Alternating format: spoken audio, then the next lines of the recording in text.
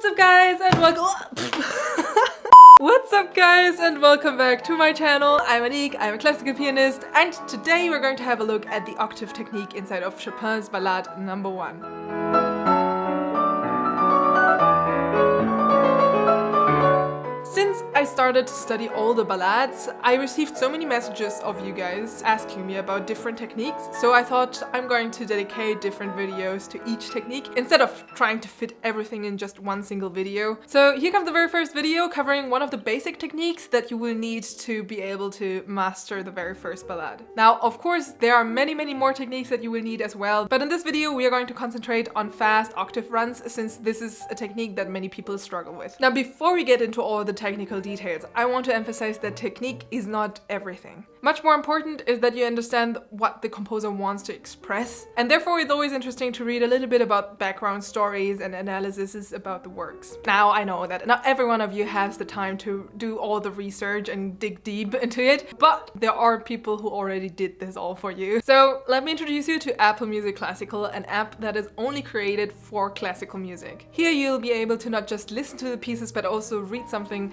about the composer, the work, or the interpreter that is playing that piece, which will definitely help you to get a deeper insight into the composition and therefore a better understanding. I always find it very difficult on other streaming platforms to search and find classical music, like specific titles and interpreters and so on and so on. Now with Apple Music Classical, it's not just super easy to actually find all the stuff that you're searching for, but also it's designed in a way that makes it very easy for you to discover new composers or new works that you've never heard of before. And the best part is, you don't even need to know anything about classical music. What I love to do is to just browse through Apple Music Classical and go through the list of, for example, different composers. And whenever I don't know the name, I just stop, listen to the music, read something about the story, and just, open a new world to me. If all of this sounds interesting to you, go and check out the link in the description box to Apple Music Classical and go and discover classical music on your own. Now, without further ado, let's get back to the techniques of Chopin Ballade No.1.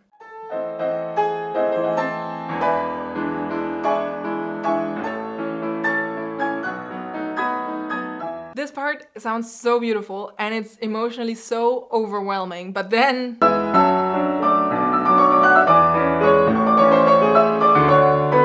the octaves are coming. I know, fast octaves are pretty scary, especially if you don't know how to do it correctly. So let me first try to demonstrate what most of the people are actually doing wrong.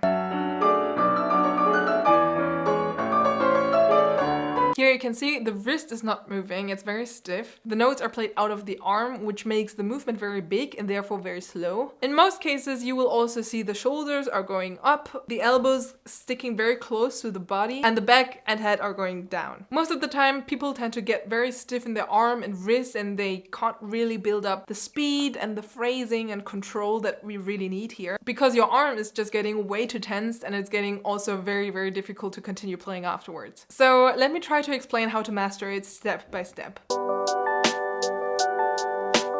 first thing is always to keep your posture straight, so you have enough space in front of you to move your elbows. Just changing your posture is already going to make a big difference because it's going to help you to stay relaxed while you play. Now, this obviously doesn't only count for this kind of technique, but in general for your playing. Okay, now to the octaves. The key to this technique is the flexibility of your wrist and using the momentum of your wrist. The more relaxed your wrist is, the faster you're going to be able to play and the more control you're going to have over your playing. I always like to explain it with the image of dribbling a ball very close to the ground. So the closer you're getting to the ground, the faster you have to move your wrist. Also, when you're dribbling, you're not following the ball all the way down to the ground, right? You're basically just giving it an impulse and direction so it can go on its own down to the ground, bounce back into your hand. Now, the same counts for the keys at the piano. You don't need to follow the key completely to the ground with your fingers. Just give it enough speed and weight so it can go down on its own without your fingers completely following it. This will give you enough time to come back, relax, and prepare for the next note.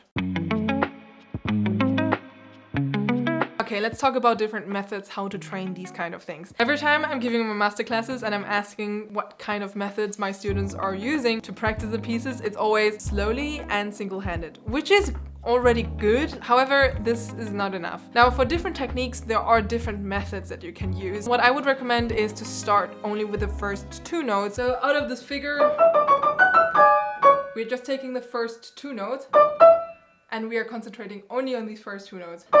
Relax. And relax means wrist up and hand relaxed. Relax, relax, relax, and this you repeat 100,000 times. Try to really concentrate on the technique just with these 2 notes by using the wrist and just speed up these 2 notes as fast as possible. And when you start to feel the technique is coming, you're adding 1 more note to it. So it's like...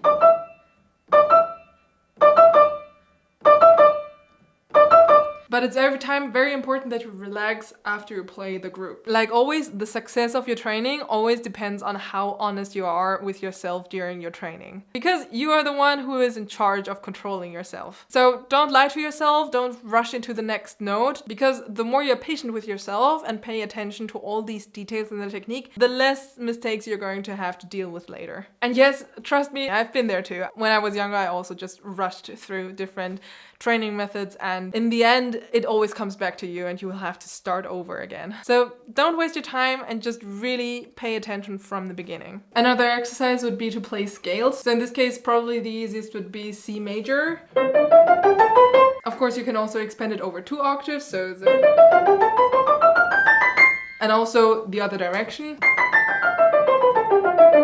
As always, start slow, really make sure that you're using your wrist and not your elbow to bounce off the key, and yeah, try to speed up just on the scale and you'll feel the technique is coming. Alright guys, this was the video for today. I hope I was able to explain it in a way that helps most of you to deal with that passage a little bit better. Let me in the comments which other parts, which other techniques you would like me to cover in future videos. Don't forget to check out Apple Music Classical in the link in the description box. We'll see you in the next videos. Bye.